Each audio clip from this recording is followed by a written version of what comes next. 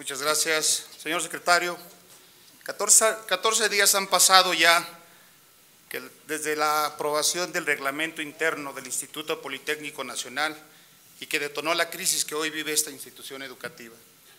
La ley orgánica de esta institución señala que el IPN es la institución educativa del Estado creada para consolidar a través de la educación la independencia económica, científica, tecnológica, cultural y política para lanzar y alcanzar el progreso social de la nación.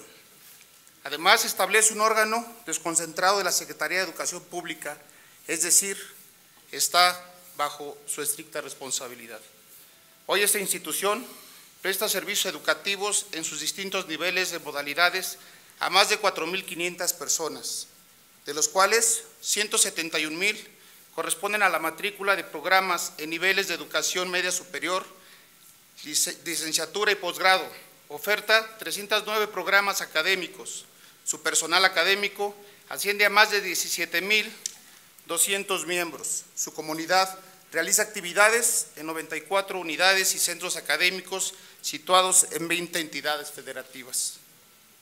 Lo anterior nos da una idea de la importancia que tiene esta institución para el desarrollo del país, pero particularmente por lo que representa en las expectativas de futuro para miles de jóvenes que quieren prepararse para alcanzar sus aspiraciones económicas y profesionales. No obstante lo anterior, el responsable directo de la política educativa de este país, usted, no ha manifestado postura alguna respecto a la crisis que vive hoy el Instituto Politécnico Nacional. ¿En dónde ha estado usted en todo este proceso? Porque ha sido el secretario de Gobernación quien ha atendido este problema. El problema en el Politécnico continúa vigente y comienza a aflorar viejos asuntos y demandas que no han sido atendidos por la autoridad responsable, o sea, la Secretaría de Educación Pública. La comunidad politécnica ha dado muestras de su compromiso con el país y su trabajo cotidiano desde las aulas, talleres, laboratorios, así lo demuestran. Esperamos que usted empiece a dar respuestas eficaces ante este y otros problemas que enfrenta la educación en México.